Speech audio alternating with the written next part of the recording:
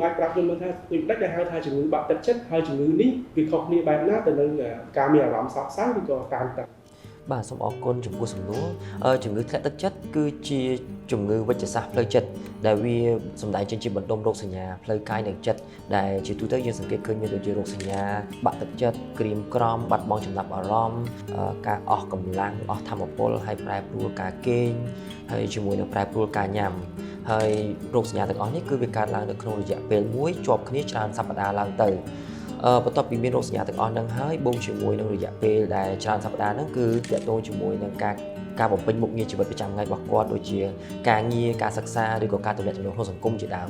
អញ្ចឹងគោល3ដែលយើងដាក់និយមន័យថាជាជំងឺកាត់ទឹកចិត្តគឺមានបន្ទុំរោគសញ្ញាមានរយៈពេលច្រើនសប្តាហ៍ឡើងទៅមានប៉ះពាល់ទៅដល់គុណភាពជីវិតប្រចាំថ្ងៃកន្លែងនេះហើយក៏អាចយើងញែករវាងថាតើ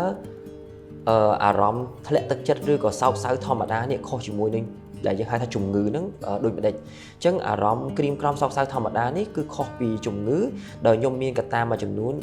កំណត់ទី1គឺតាក់ទងជាមួយនឹងរយៈពេលបើសិនជាយើងមានអារម្មណ៍សោកសៅក្រៀមក្រំហ្នឹងគឺជារយៈពេលវាគឺខ្លីទេក្នុង3 4 5ថ្ងៃឬក៏មួយសប្តាហ៍គឺបាត់ទៅវិញឯងហើយទី2គឺតាក់ទងជាមួយនឹងកម្រិតរោគសញ្ញាហ្នឹងគឺតាក់ទងជាមួយនឹងអារម្មណ៍សោកសៅគឺវាអត់ធ្ងន់ធ្ងរអាចនឹងពិបាកចិត្តធម្មតាហើយកម្រិតនៃរោគសញ្ញានេះគឺវាតាក់ទៅជាមួយនឹងគុណភាពជីវិតហ្នឹងឯងអញ្ចឹងគុណភាពជីវិតហ្នឹងមិនទៅមានថាកម្រិតរោគសញ្ញាហ្នឹងអត់ធ្ងន់ធ្ងរអញ្ចឹងធ្វើឲ្យគាត់នៅតែបំពេញមុខងារជីវិតគាត់ប្រចាំថ្ងៃគាត់នៅតែទៅធ្វើការបានទោះបីគាត់អារម្មណ៍ពិបាកគាត់ក្រៀមក្រំតែគាត់នៅតែទៅរៀនបានគាត់នៅតែទំនាក់ទំនងក្នុងសង្គមបានធម្មតាហើយមួយទៀតគឺការឆ្លើយតបជាមួយនឹងភាពវិជ្ជមានវិញឧទាហរណ៍ថាបើសិនជាអ្នកជំងឺធ្លាក់ទឹកចិត្តទោះបីជាគាត់ជួបរឿងវិជ្ជមានក៏ដោយក៏គាត់អត់អារម្មណ៍របស់គាត់ហ្នឹងគឺអត់ឆ្លើយតបទេអត់ត្រឡប់មកវិញទេទោះបីជាមានអ្នកដែលទៅជួយគាត់ឬក៏ពេលខ្លះមាន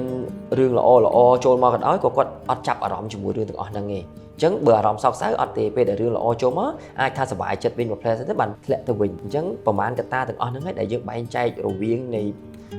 អារម្មណ៍ប្រតិកម្មផ្លូវចិត្តធម្មតាជាមួយនឹងជំងឺធ្លាក់ទឹកចិត្ត